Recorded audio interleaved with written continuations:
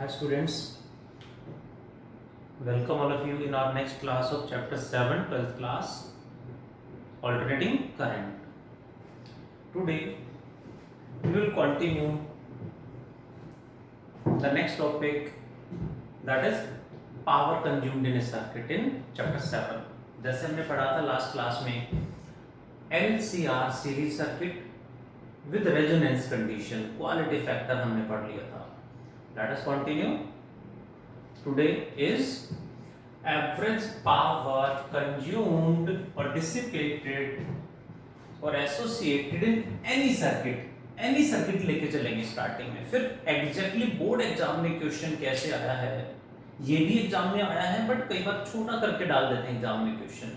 Board exam में question कैसे है वो भी डिस्कस करेंगे. पहले जनरल फॉर्मूला डेराइव करते हैं.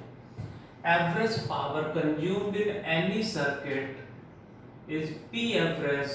P average is equals to average power का फॉर्मूला मैंने इसी चैप्टर में बीच में बताया था. एवरेज कभी भी निकालना हो, जैसे एवरेज करंट क्या होगा, एवरेज वोल्टेज कैसे कैलकुलेट करेंगे, उसी तरह से एवरेज पावर कैलकुलेट करेंगे. क्या फॉर्मूला था?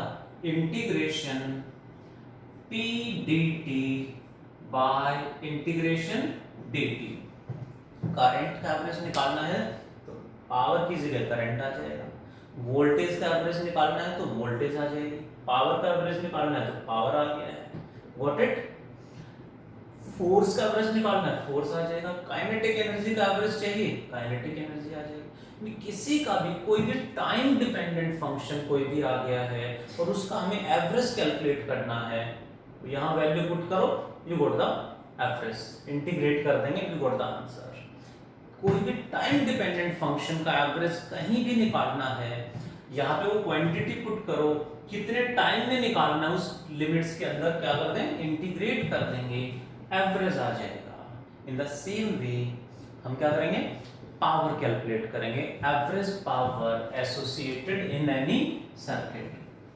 Late us proceed. जनरली हम एवरेज पावर फुल साइकिल में मेजर करेंगे. 0 to capital T, 0 to capital T are the limits. We will measure average power in full cycle. Got it? Equals to integration power का formula voltage into current. dt as it is, power की जगह आएगा vi into dt integration. इसको integrate कर देते हैं. dt का integration t आएगा, limits 0 to capital T, 0 to capital T. ये तो डायरेक्ट इंटीग्रेट हो ही जाएगा, यहाँ पे कर दिया हमने integrate. Equals to integration 0 to capital T voltage और करंट की वैल्यू पुट करें. What is voltage at any instant? V nought sine omega t. Please ध्यान देंगे, हम एवरेज निकाल रहे हैं, तो जो पावर एट एनी टाइम होगी उसी का एवरेज निकालेंगे ना. So voltage at any time is V nought sine omega t into what is current? Current is I naught sin omega t plus phi minus phi. ये only omega t. जब pi by 2 क्या लेके चलेंगे? Any circuit कह रहे हैं. Any circuit में तो फेज कोई भी हो सकता है. We don't know. That's why we will take phi. Any circuit में प्योर रेजिस्टेंस भी हो सकता है. प्योर रेजिस्टेंस हुआ तो phi 0 हो जाएगा, ये ओमेगा टी, ये भी ओमेगा टी. प्योर कैपेसिटर हुआ तो यहाँ पे प्लस पाई बाय 2 आएगा, इंडक्टर में माइनस पाई बाय 2 आएगा. एल आर सीरीज सर्किट में डिफरेंट होगा, सी आर सीरीज सर्किट में डिफरेंट होगा. सो हर सर्किट में phi की वैल्यू डिफरेंट होगी. हम जनरल केस लेके चल रहे हैं. phi कोई भी वैल्यू phi की हो सकती है. वन मोर थिंग, प्लस 5 लेके डेराइव करेंगे तो भी आंसर सेम आएगा. प्लस 5 से भी आंसर सेम आएगा. Got it? Late us proceed. So voltage at any time, current at any time into dt. Voltage and current का जो फेज डिफरेंस है वो phi हम लेके चल रहे हैं, डिवाइडेड बाय, यहां लिमिट पुट कर दें, final minus initial t minus 0, ये t आ जाएगा. That is average power becomes equal to V nought, I nought constant बाहर आ गए हैं, डिवाइडेड बाय डिनोमिनेटर में t आ गया है. The remaining term is sin omega t into sine omega T minus five D T, zero to capital T, that is physics. Physics यहां तक खत्म हो जाती है, क्या बच गया, but we have to proceed integration. अब इंटीग्रेशन हमें आना चाहिए, शुड आई प्रोसीड और डायरेक्ट आंसर लिख दूं? इंटीग्रेशन तो कर ही लेंगे, हम पढ़ चुके हैं, बट बायो वाले बच्चे अक्सर क्या बोलते हैं, सर हमें नहीं आता, हमारे पास मैथ्स नहीं है। बट 11th क्लास से हम पढ़ते आ रहे हैं, स्टार्टिंग के चैप्टर से पढ़ते आ रहे हैं, बेसिक इंटीग्रेशन बहुत बार किए हैं हमने। कुछ बेसिक फॉर्मूले हमें याद रहने चाहिए क्योंकि बार बार यूज होते हैं। चलिए मैं इंटीग्रेशन करा रहा हूँ, देखें जरा, don't worry, I have to solve this one. अब इसको इंटीग्रेट करने के लिए थोड़ा सा लेंथी, ध्यान से समझेंगे। साइन दो फंक्शन, दोनों ही साइन फंक्शन है, डायरेक्टली इंटीग्रेट नहीं होगा। व्हाट वी विल डू, इसको हम एक्सपेंड कर लेंगे। तो कई तरीके हैं इंटीग्रेट, जिनके पास मैथ्स, जिन्होंने इंटीग्रेशन पढ़ लिया, दे नो कई तरीके से हम इंटीग्रेट कर सकते हैं। The easiest one I am trying to explain कि सिंपल कौन सा है, कैसे करेंगे। We will do V nought I nought by T integration sine omega T into, इसको एक्सपेंड कर देंगे साइन ए माइनस बी वाला फॉर्मूला लगा के। क्या फॉर्मूला था साइन ए माइनस बी का, सबको याद होगा, sine A cos B, sine omega T cos five minus cos omega t sine five. हमने क्या किया, इसको साइन ए माइनस बी की आइडेंटिटी लगा के एक्सपेंड कर दिया। मैं ब्रैकेट में मेंशन कर देता हूं, साइन ए माइनस बी या साइन सी माइनस डी भी कह देते हैं, that becomes equal to sine A cos B minus cos A sine B. ये आइडेंटिटी यहाँ पे लगा दी हमने। दूसरा मेथड भी है, उससे थोड़ा सा आंसर जल्दी आ जाएगा, बट वो फिर वही याद है तो होगा ना, जनरल है जो हमें जनरली याद रहता है, sine A minus B is this one.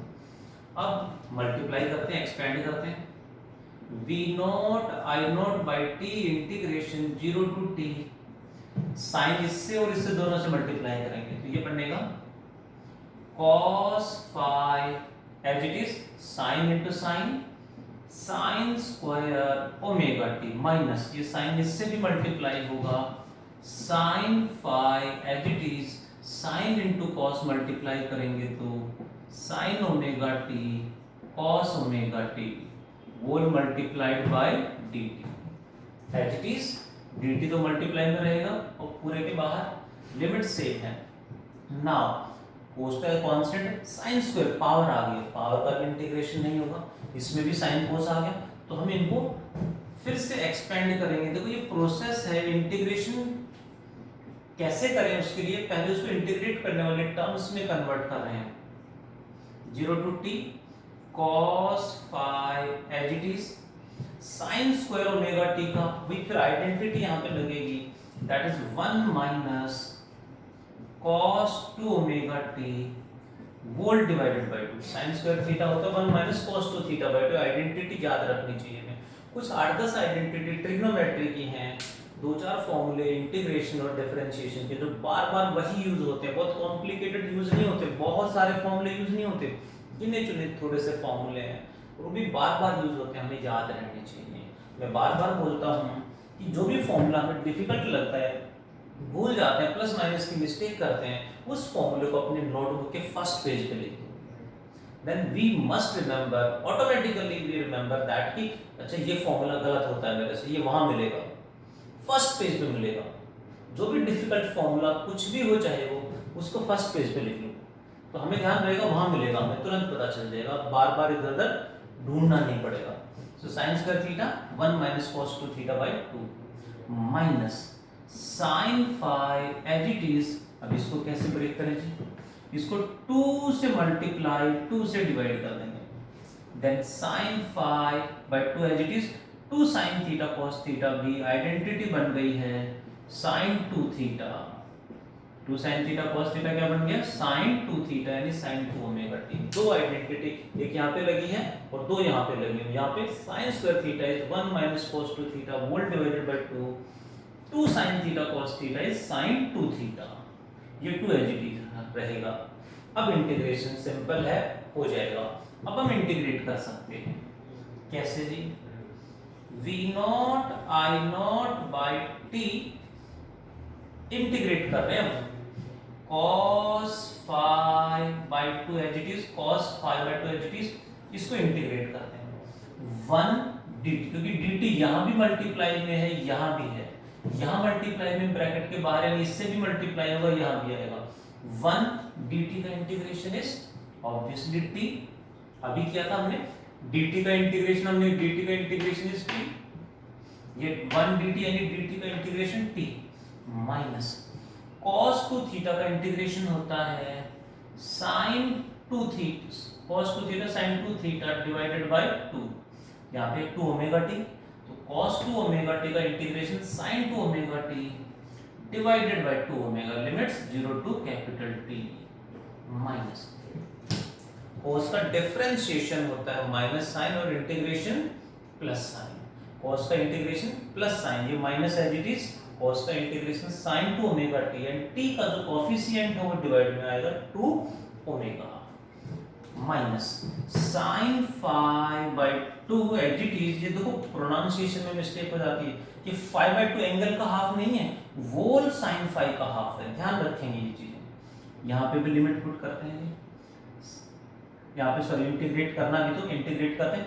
sin का इंटीग्रेशन, sin का इंटीग्रेशन माइनस cos, sin का differentiation cos and integration minus cos, so it becomes minus cos 2 omega t divided by again t का coefficient 2 omega divide में आ जाएगा, limits again same 0 to capital T। Let us put the limits, v nought I nought by t as it is, आगे बढ़े, limit put करने की सबको आनी चाहिए, cos phi by 2 यहाँ लिमिट पुट करें इसमें, तो ये आएगा यहाँ पे final minus initial t minus 0 minus 1 by 2 omega as it is, 1 by 2 omega as it is, यहाँ स्मॉल t की जगह लिमिट पुट होगी sin 2, जब लिमिट पुट करते हैं तो ओमेगा की वैल्यू भी पुट करेंगे, ओमेगा का फॉर्मूला भी यहाँ पे लिखेंगे, that is 2 into omega is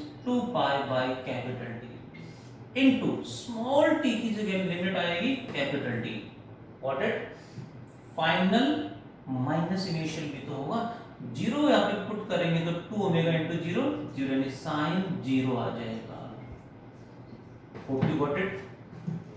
इसमें लिमिट यहाँ और यहाँ दोनों में लिमिट हमने पुट कर दिया। Next is sine phi by 2 as it is, ये माइनस बाहर आ जाएगा, minus minus plus sine phi by it becomes 4 omega, 2 into 2 4 omega, इसमें लिमिट पुट करेंगे, दैट इज cos 2 ओमेगा की वैल्यू भी पुट करेंगे 2 pi by capital T into small t की जगह लिमिट पुट होगी, that is capital T minus cos 0, ये कैसे हो गया जी, बिकॉज 0 पुट करेंगे यहाँ पे तो 2 ओमेगा इंटू 0 एंगल 0 हो जाएगा यानी cos 0 बन जाएगा। अब इनकी वैल्यूज क्या होंगी, late us put the values, that is t cancelled,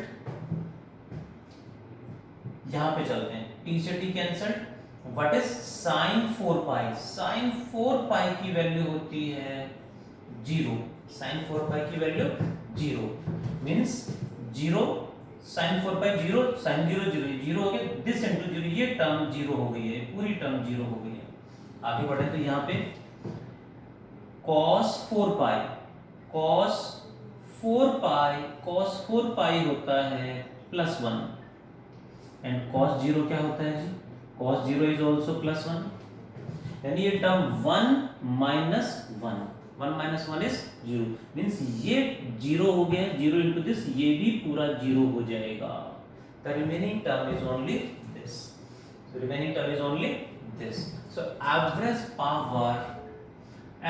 power consumed in a circuit is V naught I naught by 2 into कितना आएगा cos phi into t divided by 2, is it, यहाँ पे है t और यहाँ पे है 2 v nought I nought by T into cos five by 2 multiplied by T, t and t get cancelled.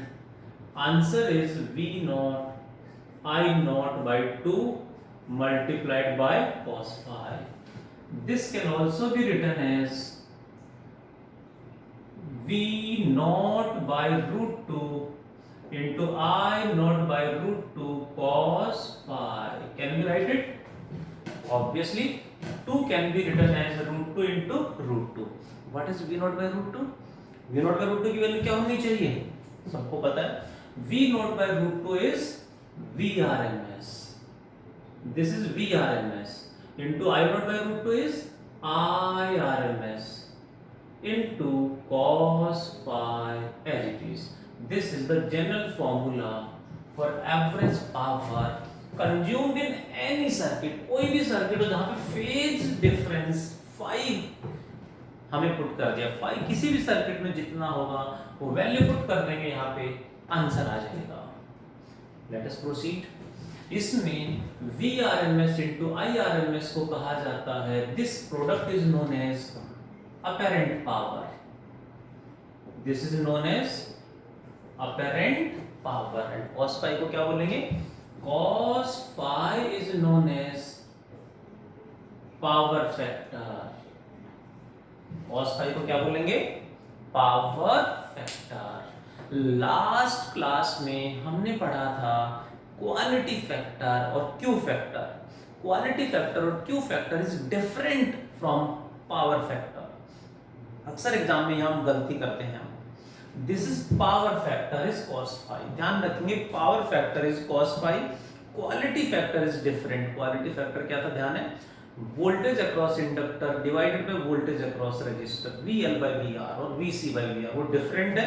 ये पावर फैक्टर है. अक्सर यहाँ मिस्टेक होती है, ध्यान रखेंगे please. So average power consumed is Vrms Irms into cos phi. This is known as apparent power. This is power factor. ये apparent है क्योंकि पावर जो टोटल आएगी एवरेज वो इसके अकॉर्डिंग चेंज होती रहेगी. सब में ये नहीं होगी, इसके अकॉर्डिंग चेंज होता रहेगा total. Hope you got it. Now case है इसमें जो हमें ध्यान रखने हैं.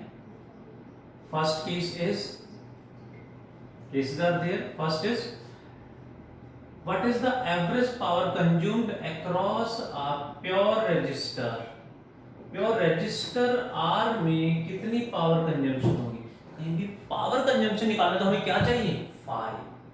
cos phi की वैल्यू हमें चाहिए. In pure resistor what is the phase difference between voltage and current? Phase difference between voltage and current in a pure resistance is 0 degree. Prove किया था हमने. प्रूव किया था जीरो क्यों आया, कैसे आया. What is cos 0?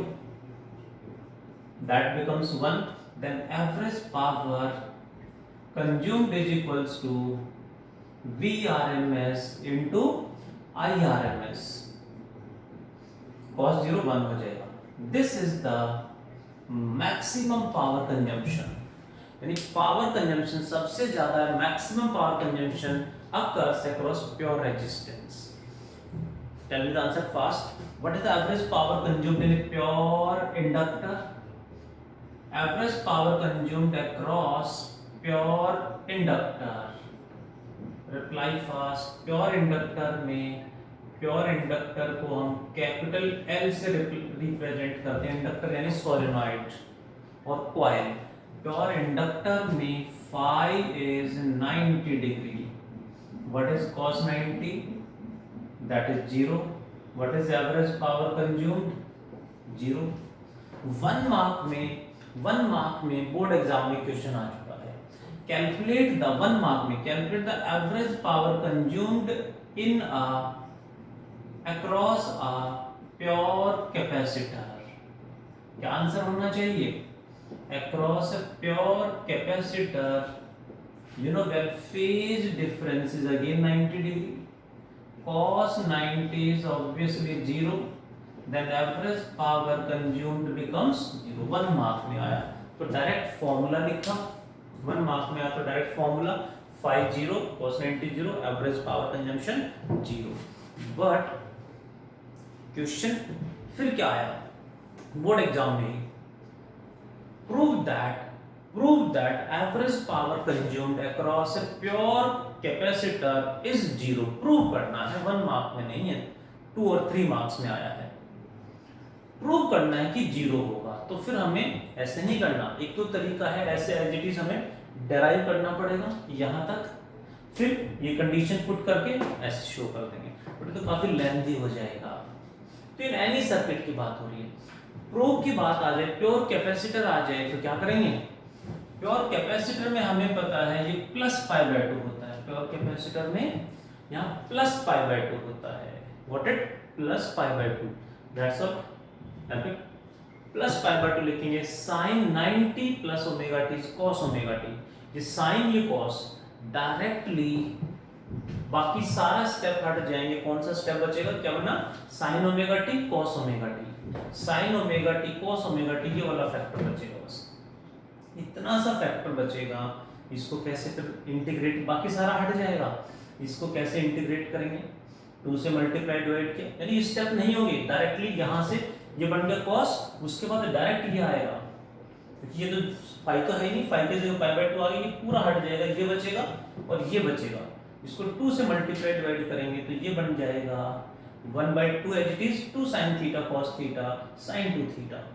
इसको इंटीग्रेट करेंगे तो ये आएगा, बाकी फैक्टर है ही नहीं, ये आएगा। इसमें वैल्यू पुट करेंगे तो ये +1 ये +1 1 - 1 ये टर्म 0 हो जाएगी। बाकी सारा डेरिवेशन में ये स्टेप बाकी इंक्लूड ही नहीं होंगे, क्योंकि फाई की वजह से इतना लेंथी हो गया है।